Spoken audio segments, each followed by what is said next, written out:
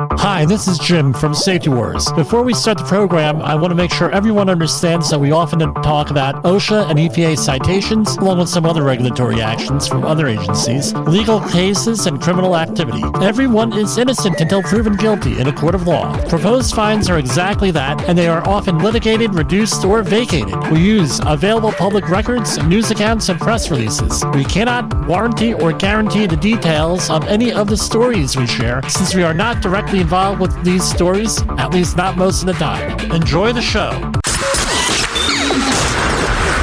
This show is brought to you by Safety FM. And from the border of liberty and prosperity in the highway to the north, this is Safety Wars for Monday, October 28th, 2024. How's everybody doing out there today? Fine, I hope. Anyway, we are getting everything up and running here. It's been a few days. I did not realize we didn't release something on Friday. We'll get that remedied today. You're going to have a double episode today. So we're going to do our regular news reviews. But in the podcast land, we're going to be doing the intro to leadership. I have that pre-recorded from last year. I had delivered that on Friday to the ASSP over here in the Mid-Hudson Valley. I want to thank everybody over there for inviting me over. First time in the big room, right? Doing the talk. We got a lot of good feedback on our presentation. Got some not so good feedback too. That's fine too. With that. Well, Jim, you shouldn't be saying that. Well, you can. Some people like it. Some people say, well, you could have done things a little bit with that. But what my point is this: when I do the leadership presentation, like I always say, backbone, assertiveness.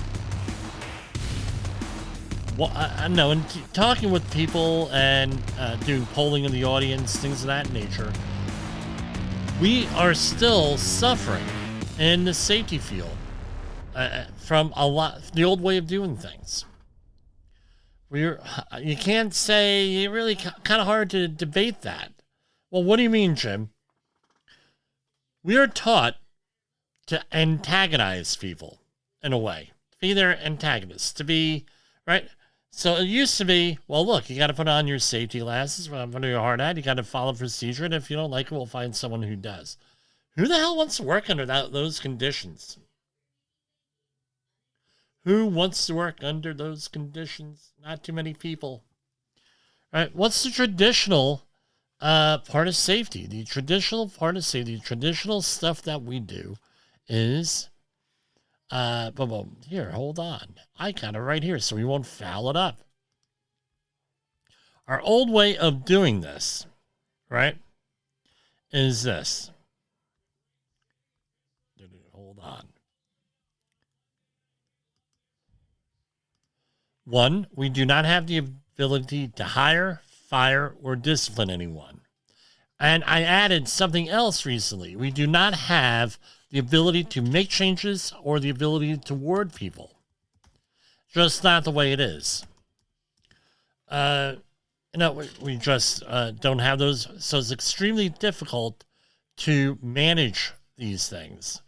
Well, we always find ways of doing that. Okay, yeah, we always find ways of doing things. But it really is not, what's the word I'm looking for? It's really difficult to manage people if you don't have any of these abilities. Who are they going to listen to?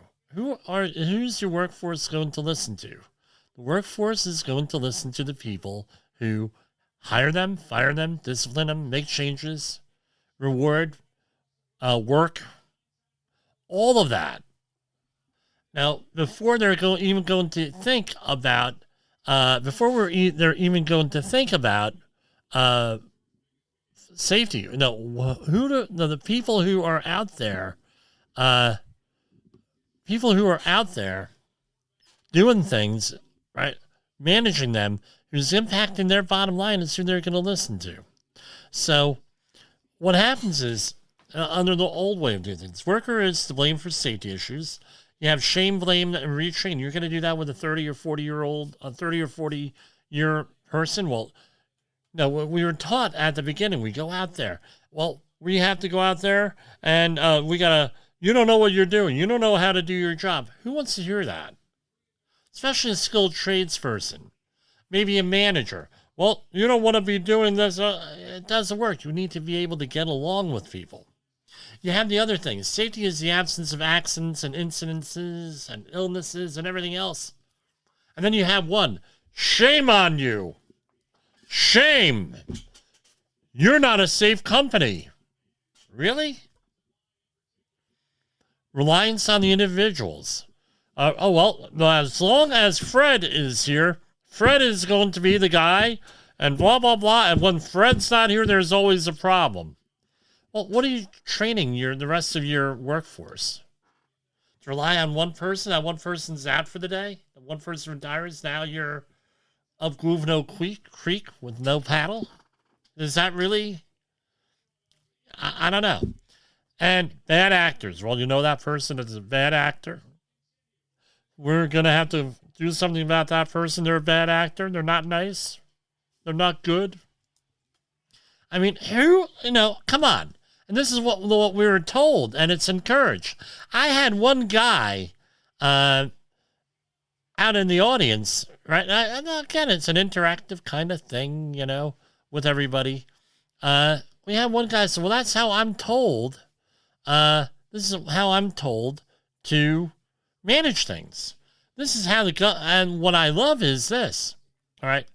Well, this is how the government officials that we're working on government contracts, this is how they tell us to manage things. What do I do for that, Jim? You're talking all this HOPS stuff. Why, what's the solution? Well, I can't offer really any solutions because things are always, there's 3 sides, maybe 4 sides to every story. And there's from your point of view, the other person's point of view, everyone else's point of view, and the truth on what it is. And the truth is often hard to come by here. So I said, look, we have this network out there called Safety FM. We have something like 17 podcasters, almost all of us, talking about human organizational performance, how to run an effective type of situation without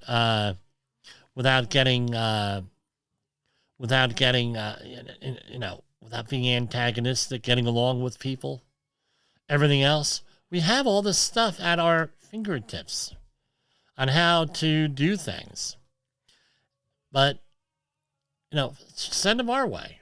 That's the whole thing. Look, it could be along the lines of, hey, look, we know these guys. We had this big guy, Safety Wars, in front of us, Pomona, last Friday. He was talking about maybe there's a different way of handling this stuff. Well, what do you mean? Well, did you ever think that maybe human error is normal? Have you ever heard of SKR, way of thinking of things, Jens Rasmussen?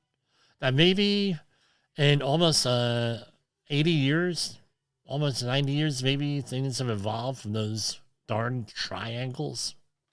Heinrich's pyramid and well, no, have you ever thought of that? Or how about this? How about we stop blaming people and start working on focusing on the problem, focusing on fixing the problem, rather than blaming people? Because I tell you what, we'll get to that point here, right? And how about learning? Hey, you've been in the office all these years, and grew up I'm not really familiar with this work 100%. Why don't we talk to the people who are doing the work, see what they say on this? This way, maybe we can work together, sort of thing. Or how about context drives behavior? Are you looking at the context? Are you looking at how you how we respond to this. I mean, no, if we're going to be yelling and screaming and cursing at people, do you think we're really going to get the information that we need and acting antagonistic? Maybe we need to learn and maybe act accordingly. Maybe that would be a good thing.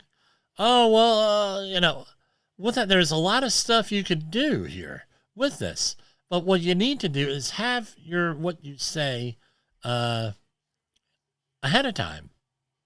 You have to plan it out. They always talk about safety stump speeches. Phillips 66, very big on safety stump speeches. What do you mean, Jim? Safety stump speech. Safety stump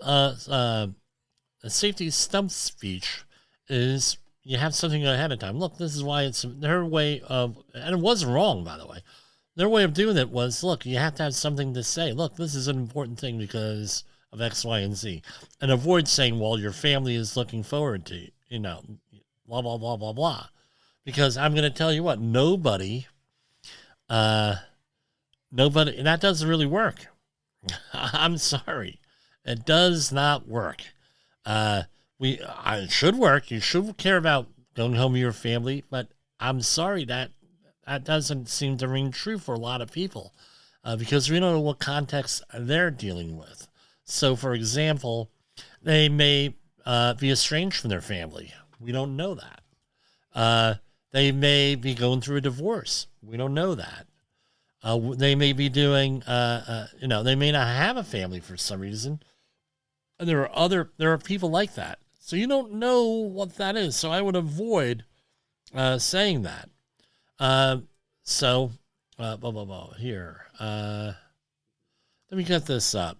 I'm going to go to a commercial break because I just thought of something that is very relevant here.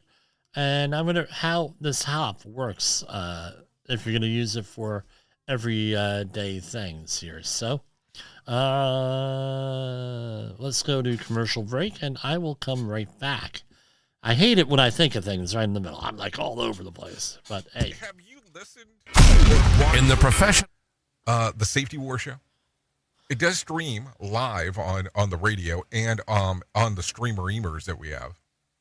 So if you have not taken a listen to Jim Bolzel and what the hell he's doing every evening with Safety Wars, I would strongly encourage you to take a view or take a listen, whichever option is available for you, and take a listen to what the hell he has going on.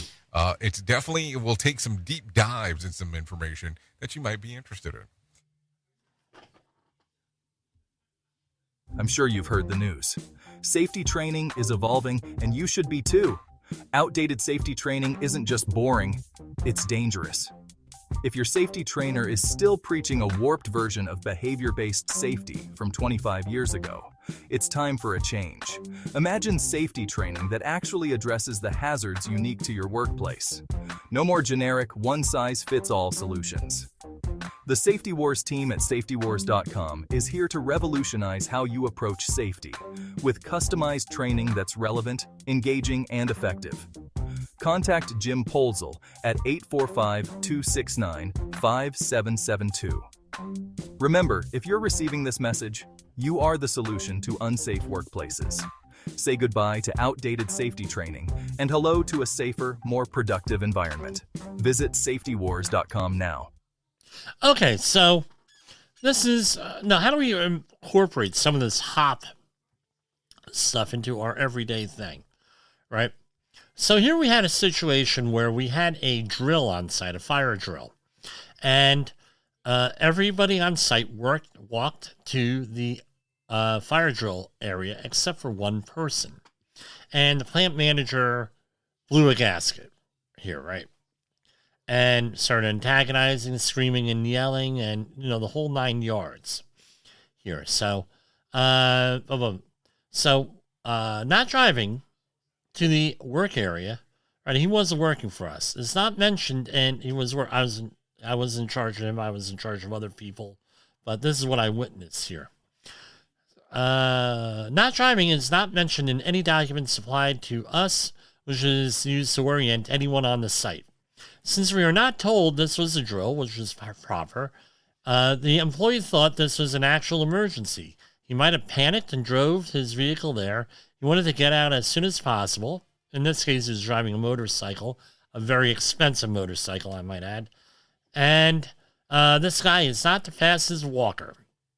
Right? We might have had a non-reported ADA issue here, by the way, not disclosed by the employee. Even with training, it might not, and I'm redacting this here, enough to get him to react the way the plant manager thinks he should react, especially with the company's and the host employer's self-reported chemical inventory on the site. Again, screaming and yelling at the employee because he drove rather than walked to the emergency evacuation area. Probably not a good approach here. Antagonizing the employee. So again, this is where it goes into this. How you respond to failure matters. Did this plant manager respond to failure? Okay, thank God it was a drill, but how are you supposed to figure out how people know what's going on if you don't drill them, if you don't train them? Drilling by drill, a fire drill, emergency evacuation drill is training by definition. Not Jimmy's definition, the NFPA's definition, and some of the other industry standards. So this is part of a training exercise. Training means that you're supposed to acquire new skills or maybe some mistakes. You evaluate and you figure things out. All right. And there is some other stuff going on too. The plant manager's aggressive attitude towards his own people, which I witnessed, and one of our other workers experienced himself, is in itself dangerous. His reaction to a practice drill when the intention is to learn and train everyone on site is reprehensible. I think we could all understand the incentive being, don't get the plant manager angry. That's our incentive. Again, incentives. People are driven by incentives. That's part of HOP. And things not right being reported to him, especially safety part, right? So by him acting this way, nothing's going to get reported to him. His attitude leads to a less safe job site, right? We responded to the emergency within 5 minutes and 18 seconds, according to the organizer of the drill, of the fire drill. She was very impressed. Again, let's talk about the positive. Hey, we got out. We have people in confined spaces and everything else. We got everybody out, put through a small decon, and to the evacuation area within 5 minutes and 18 seconds. The evacuation area was approximately the muster point 300 foot away. That's a very good positive thing here. Why aren't we accentuating that? Nobody hurt. Going there the way we were supposed to. They had it on stopwatch.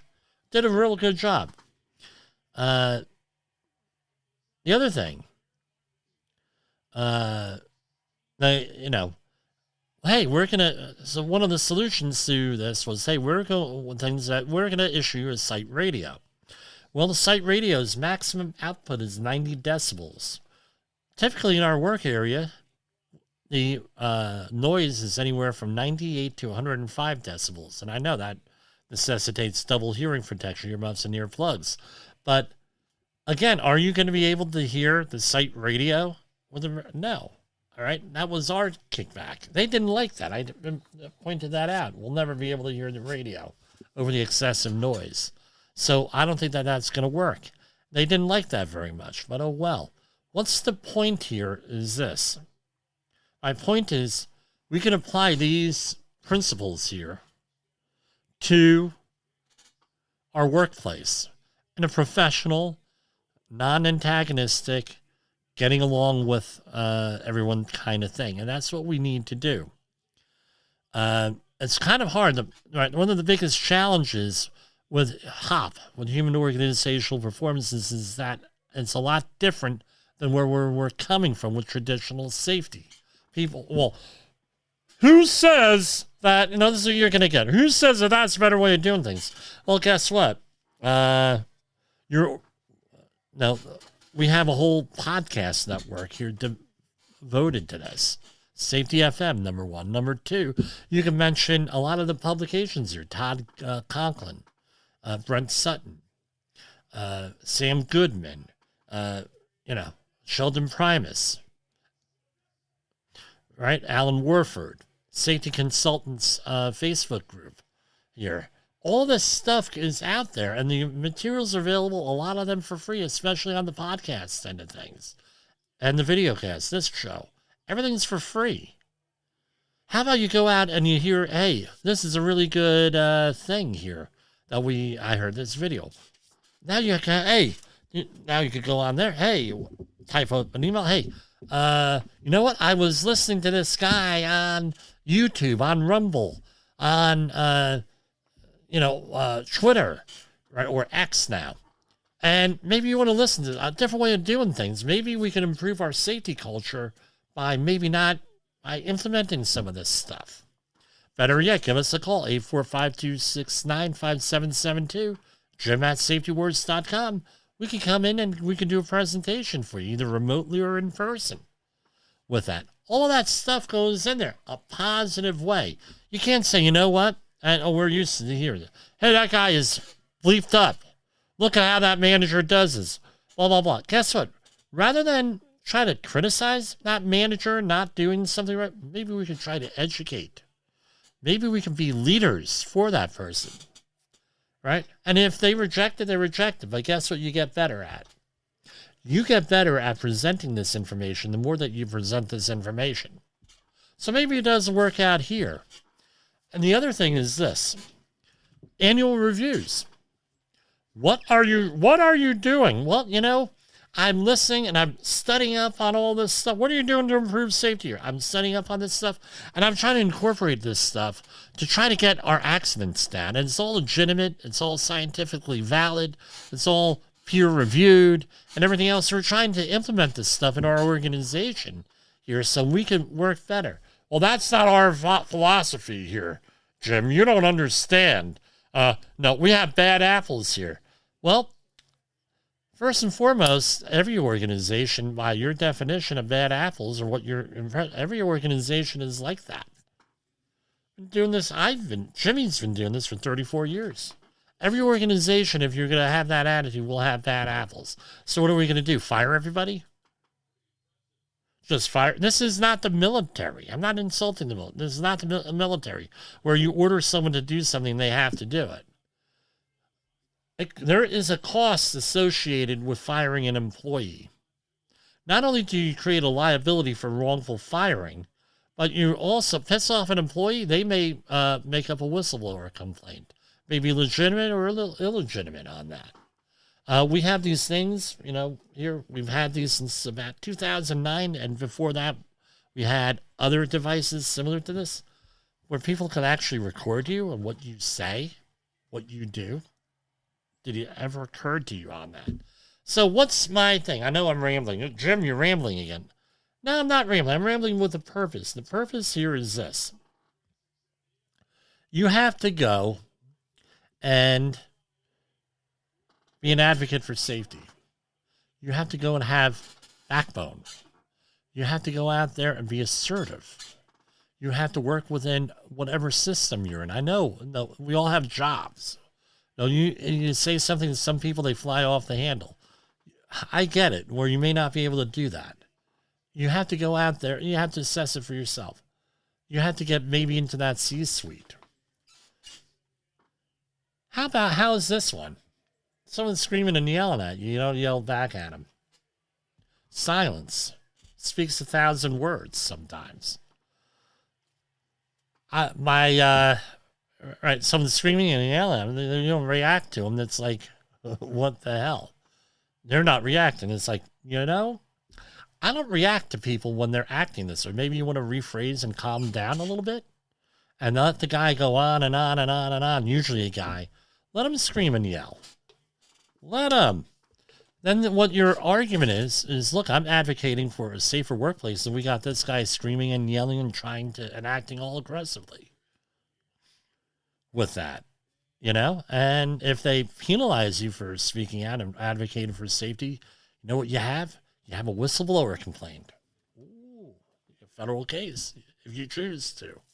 Don't advocate it, but that's options out there. Now, if you're a manager who is screaming and yelling and acting this way, now you know there are people out there with a thing. There's a thing called the internet. You may have heard of that. Maybe you didn't. And people are becoming more and more educated. Maybe they're trying to set you up. Maybe you got to change the way you're doing and thinking about things. Just something to think about there. So, challenges, right? The hop is different way of thinking. Human error is normal, so which means you got to set up your work areas and stuff to reduce human error. But when it happens, what are you going to do with it? Blame fixes nothing. Learning is vital. Learn about the jobs, right? Learn from the people doing the job. Context drives behavior, and how you respond to failure matters. We're going to go to the next section of the program here, but we have our royalty-free music interlude here.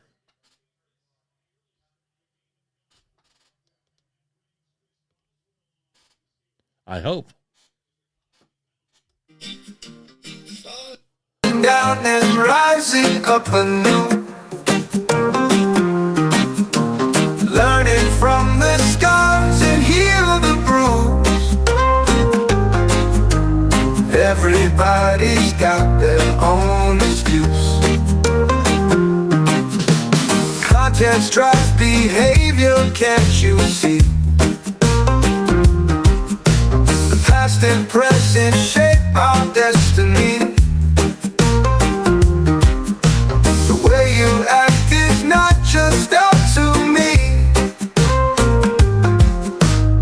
In this dance we're bound by history. Blame fixes nothing, we're wasting time. Pointing fingers never solves a crime. Lift each other up and let us climb to better heights and brighter dawns we find. Learning and improving vital parts of a life that pushes growing hearts. Picking up the pieces where we start. Every stumble plays tender art. Leaders show their color when we fall. In their hands they hold the rise or sprawl. How they lift us changes us and all. A reflection of their inner core. Blame fixes nothing, we're wasting time. Pointing fingers never solves a crime. Lift each other up and let us climb to better heights and brighter dawns we find. Leaders show their colors when we fall. In their hands they hold the rise or sprawl. How they lift us changes us and all. A reflection of their inner call. Blame fixes nothing, we're wasting time. Fixes nothing, we're wasting time. Pointing fingers never solves a crime. Pointing fingers never solves a crime. Lift each other up and let us climb to better heights and brighter dawns we find.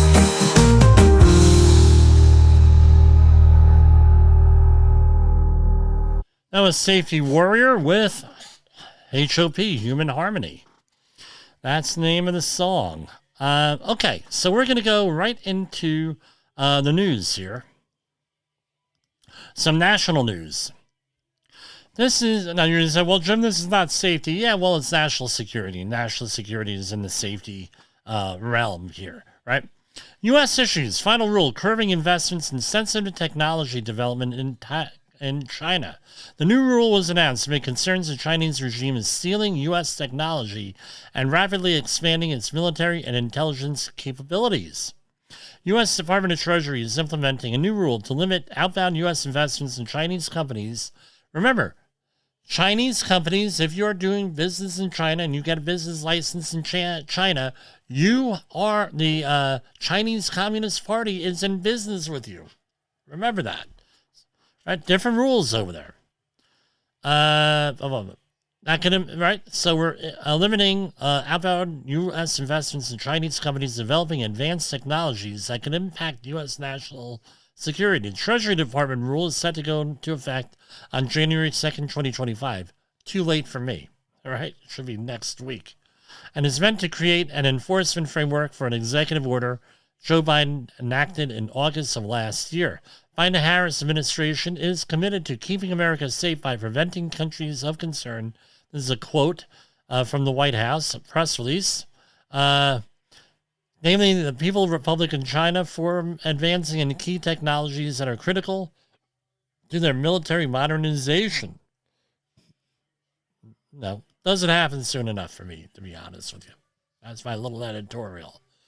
Hundreds of ballots destroyed in Oregon. Again, ballot safety, ballot integrity. Fires damaged ballots in Portland and Vancouver as voters are urged to check ballot status.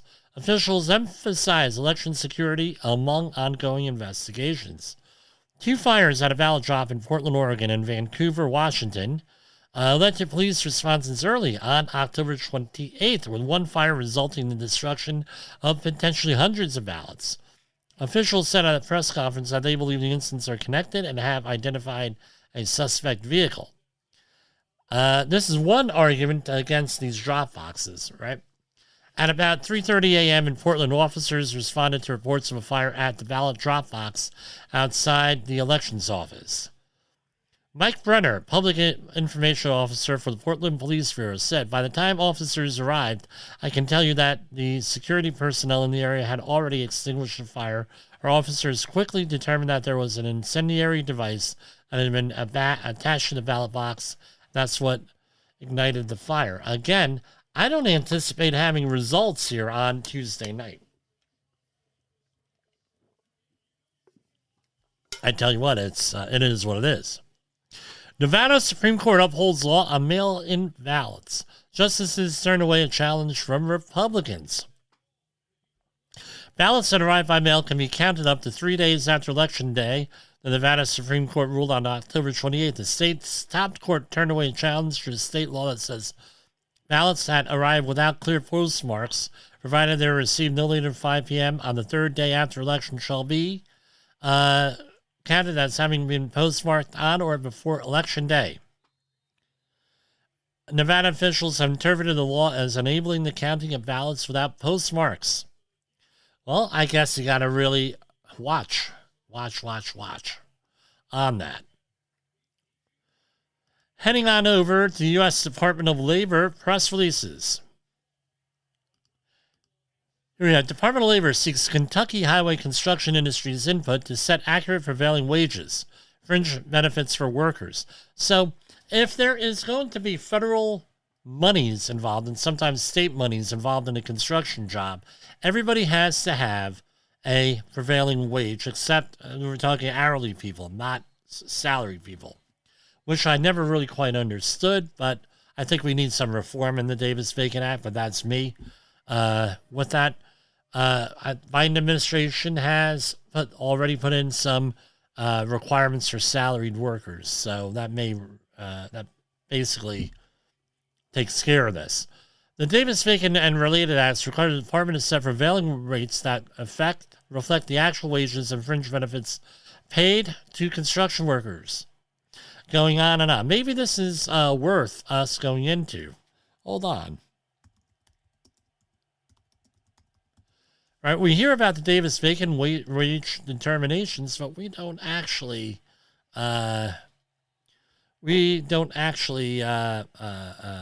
go into anything like that. So, Let me do a share screen on here, and we'll go for it.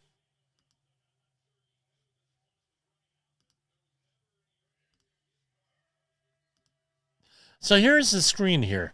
All right, 3 factors must be considered in selecting Davis-Bacon wage determinations: the location, type of construction, current wage determinations. They're made on a county-by-county basis. The contracting agency must first identify the state and county where the construction work will be performed. In some cases, a project may be located in more than one county or state, right? Projects of similar character, it's a matter of long-standing policy. DOL has distinguished among 4 general types of constructions. We have building, residential, heavy, and highway construction. And it gives you the definitions on that. So, application of wage determinations. Let's see here.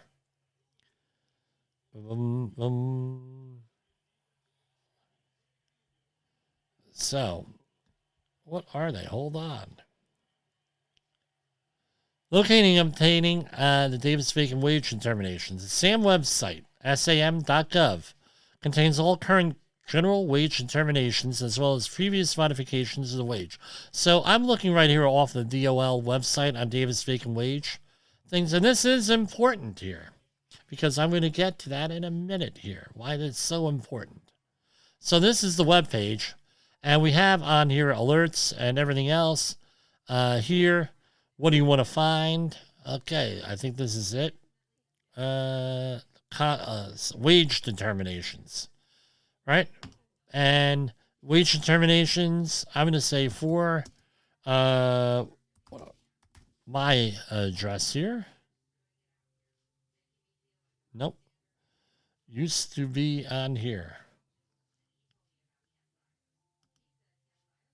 So this is it here. So they changed the websites considerably from the last time I was here. And I know that I'm doing this on the fly, which is bad. Right?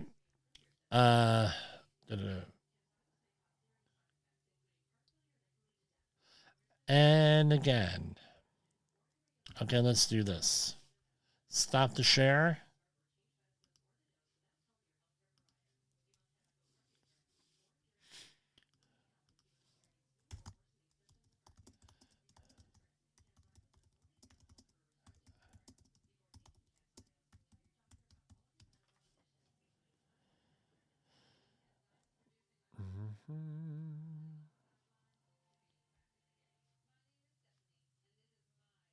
Okay, so I don't want to do this. But anyway, needless to say, I thought I was going to be nice here and show you everything here. My little foul up here tonight. Depending on where you're working in the country, you have different Davis-Bacon wage acts. It's sort of like the per diem rates. Different per diem, different areas, different per diem rates put out by the General Accounting Office of the government, GAO. Davis-Bacon wages, we described them basically what they are. They take into account what you should be getting paid, and it's also what the unions are getting paid. So you get a situation where a non-union worker will be getting union wages and union benefits. Make things equitable. This way the unions do not get underbid by non-union companies, number one. Number two, the non-union companies that get awarded contracts have the financial backing, hopefully. Pardon me, they know what they're getting into here. So, I don't know. It's one of those things. They vary from area to area. So, what happens when you don't comply with the Davis-Bacon Wage Act laws? I've been on contracts where they've done that. You got a problem. It's a felony, I believe. Right? You got the federalities after you. How often do they get convicted? I don't know, but I know you got to pay back wages with interest. It's a major thing. U.S. Department of Labor awards $5 million for temporary jobs and workforce training to continue Hurricane Idalia support to Florida.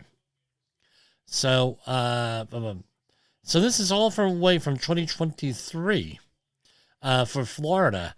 I don't know how the current situation is going to be impacted by this.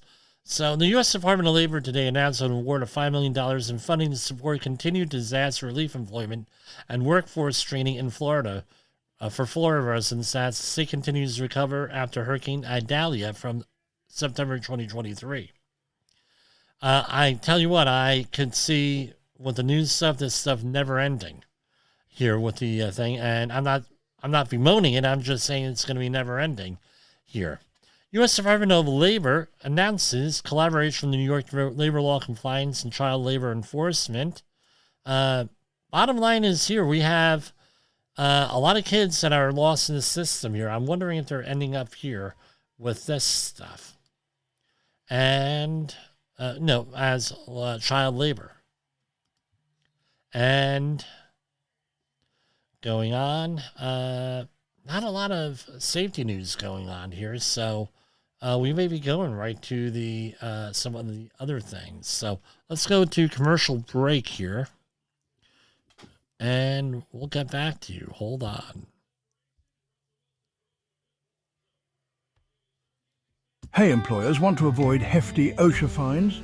Listen up, OSHA or the Occupational Safety and Health Administration can issue penalties after inspecting your workplace.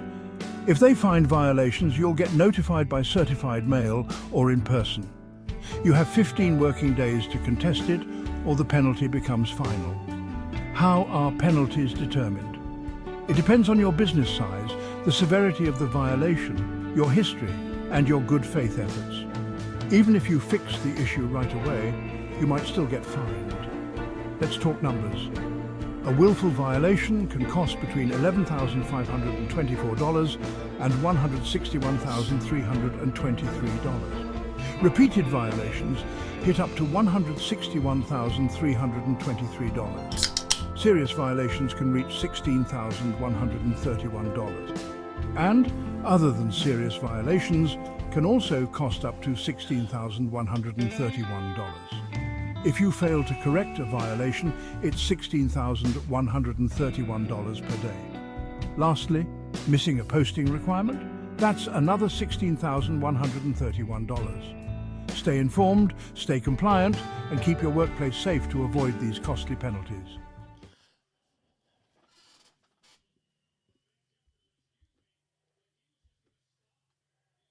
From the front lines of the safety war, it's Safety Wars, with your host, Jim Posel on Safety FM. Get ready to face the harsh reality. OSHA recordables, catastrophic losses, environmental disasters. You want answers? So do I. This is Jim Posel with Safety Wars. That's my daddy! Okay, like last week, we're going to go over this Electoral College map. I'm gonna describe it to you. Hopefully, we could figure this out here. All right. Here we have, as of right now, this is Real Clear Politics. They have the Electoral College map, right? And this has been updated today. They update this every day. They're usually pretty close to what's going on here. So here they have, as far as the electoral, I know there are polls out there, nationwide polls. Kamala is up by, Harris is up by 4 points, is within margin. And then in this one, well, they're dead even. Polls are all over. It does not matter, these national polls. As a member of my family said very correctly at dinner today, and we don't agree on a lot of this political stuff. You're in New York, right? You're in New York. What difference does it make how you vote? You're going to be overwhelmingly voted by Democrats. Just the way it is. I'm not saying don't vote. I'm just saying let's keep things in perspective here on where our vote counts. It's sort of like baseball. Everyone likes to hit a home run.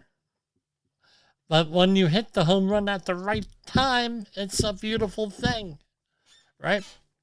So here we have the Electoral College breakdown.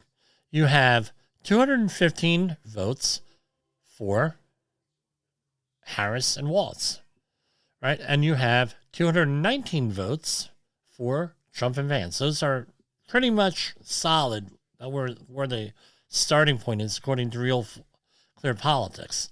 And there are 104 toss-up votes. And these are like votes that are, that haven't really been decided. The polls are going back and forth and everything else here. So what are those toss-up states?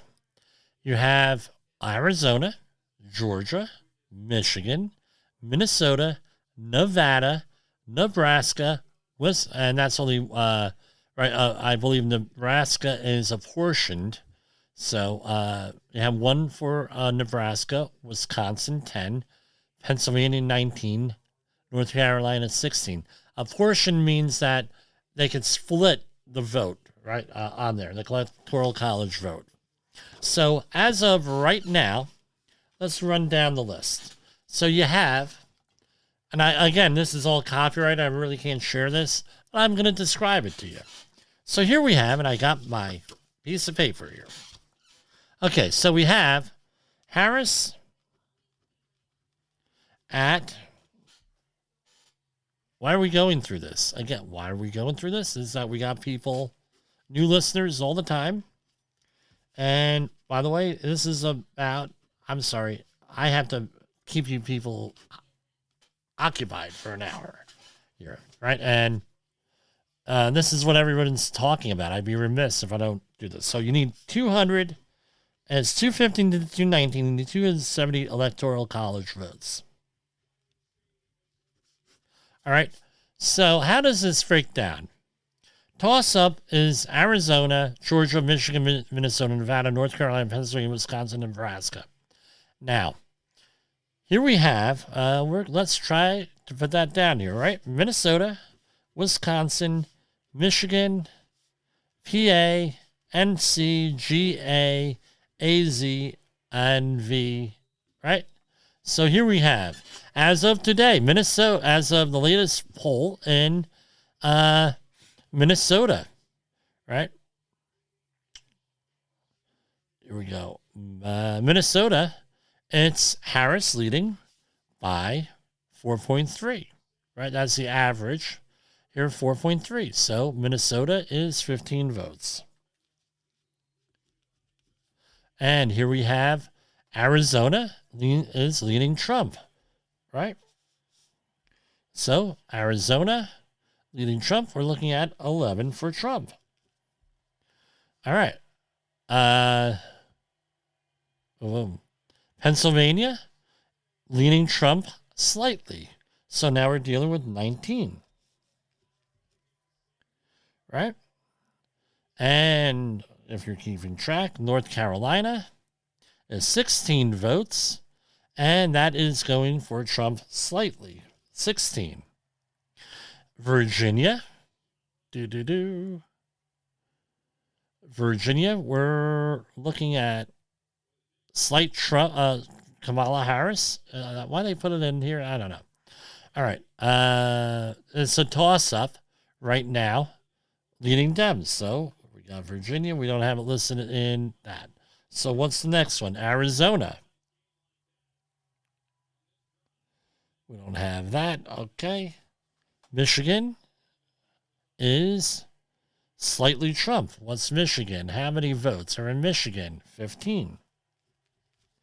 Wisconsin, and if you're keeping track, is Wisconsin 10 Electoral College votes, and it's Trump slightly. So Wisconsin 10, right? And going on here,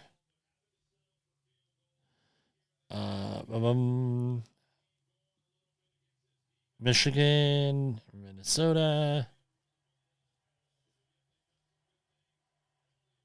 Okay, Minnesota is 10 votes, and who's that going to? It's leans Democrat. So, here we go. If we add up all these toss-ups, and I don't know what Arizona is leading here. Maybe they got it here. Arizona is probably a complete toss-up here. Hold on. Okay, it's leading Trump. So Arizona is leading Trump, and Arizona is with 11 votes. So if the election were held today, and all these leanings and everything else held here, what we're looking at here is this. 215 votes for Harris, plus 10 plus 15, so we're looking at 240 Electoral College votes. Not enough to win. All right, this is all that it comes down to is Electoral College. For Trump, it's 25, 22, 35. Doing the math here, we're looking at 60.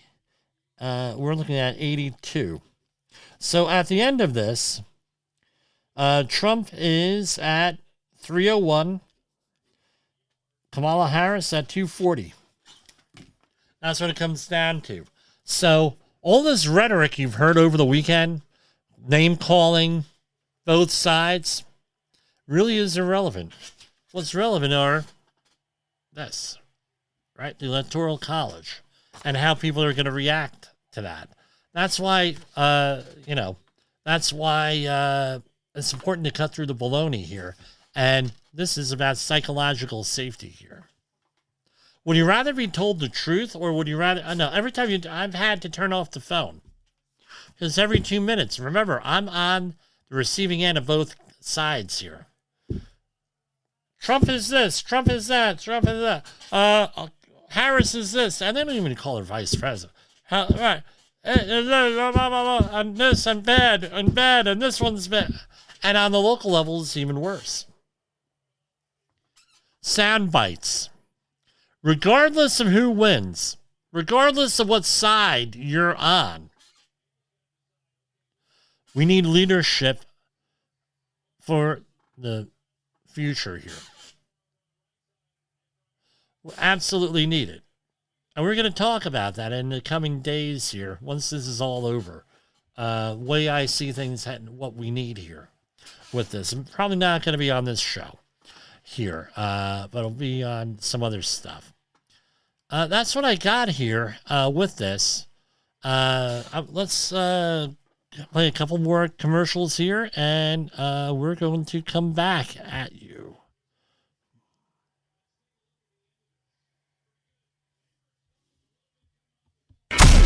In the professional safety community, communication and planning are just a few keys to your program's success. The question many practitioners have is, where do I start? Dr. Jay Allen, the creator of the Safety FM platform and host of the Rated R Safety Show, has built a global foundation to help you along the way. Go to safetyfm.com and listen to some of the industry's best and most involved professionals, including Blaine Hoffman with the Safety Pro, Sam Goodman with the Hop Nerd, Sheldon Primus with the Safety Consultant, Jim Pozell with Safety Wars, Emily Elrod with Unapologetically Bold, and many others. As individuals, we can do great things, but as a team, we become amazing. Dial into safetyfm.com today and surround yourself with a powerful force of knowledge and support.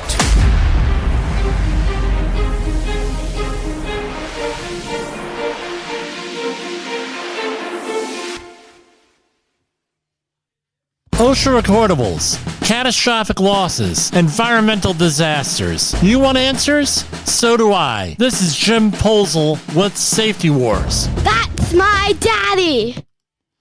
So, here we have from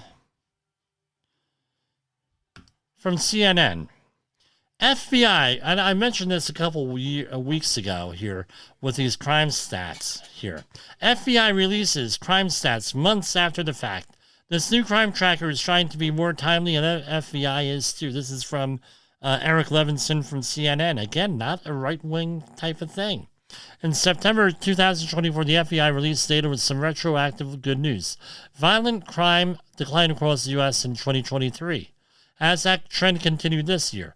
The FBI's preliminary information says yes, but the data is not finalized. It only includes crimes to the end of June. What about crimes in the 9 months since? A period that includes 2 attempted assassinations. The FBI has not released that data and won't for several months. For crime experts and researchers, the delay is getting reliable data from the FBI in a timely manner is a major source of frustration. Right? And what does it come down to? They revise this stuff upward or downward. So what good? Are any of these statistics that are generated here? Right. So what's the FBI doing to fix it? Okay, enough to blame. Fixing it. They want to release these crime stats monthly. For example, like the other economic data. I guess that's a good thing here. But, I don't know. The crime data, it lags months behind, years behind in some cases. It's not a good thing. I don't know. We'll see how it goes. I'm just going to end it right here. We're right at here, and we're going to go right to our outro. And then for later on, for tomorrow, by the time you get this, if you're on the East Coast, it'll be tomorrow. We'll go from there, and I will be releasing the intro to leadership stuff. For Safety Wars, this is Jim Posel. I will see you tomorrow. Safety Wars is streaming now. SafetyFM.com.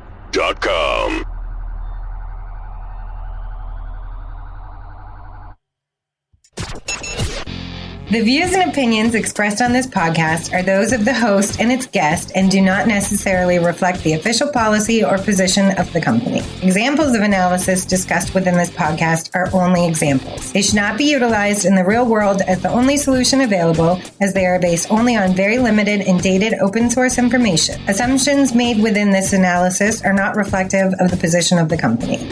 No part of this podcast may be reproduced, stored in a retrieval system, or transmitted in any form or by any means, mechanical, electronic, recording, or otherwise, without prior written permission of the creator of the podcast, Jay Allen.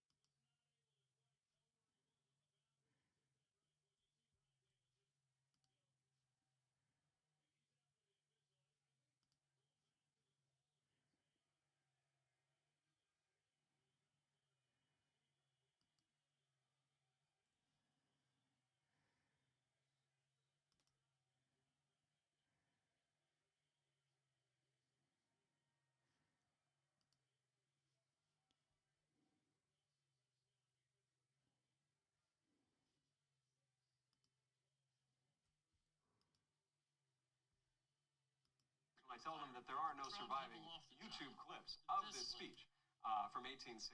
But what we do have are diaries. Well, I didn't throw you off the job. The safety professional. Or they say, why didn't you throw him off the job? You don't have the ability to hire, to fire, or to discipline people. They say, well, what, you know.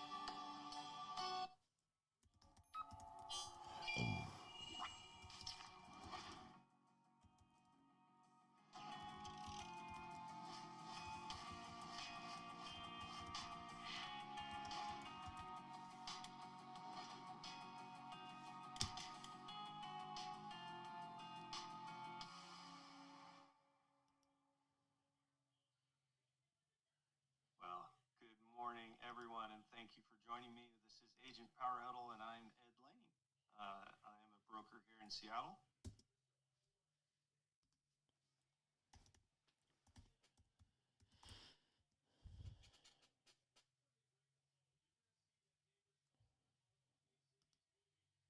Aircraft carriers can be out in the middle of the ocean for days, months, and even years if needed. So do you ever wonder what life is like for the captain on board?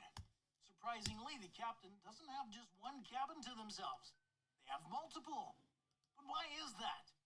What secrets lie behind these closed doors? And what does daily life entail for such an important person on a ship with thousands of sailors on board? And how's the food? The captain of a U.S. aircraft carrier wields unparalleled authority and shoulders immense responsibilities. This comes as no surprise. Their domain extends over every aspect of the carrier's operation, from navigation and tactical decisions to personnel management and disciplinary actions. They are essentially the ultimate decision makers on board, with the power to shape the outcome of missions and the safety of thousands of. The captain's cabins offer a level of exclusivity and luxury befitting their rank. As previously discussed, the cabins are typically larger and more private, which actually allows the captain to conduct meetings, host visitors, and attend to personal matters without intrusion. Moreover, the proximity to the command center and bridge affords the captain a heightened sense of connectivity and control, enabling rapid response to operational requirements and emergencies.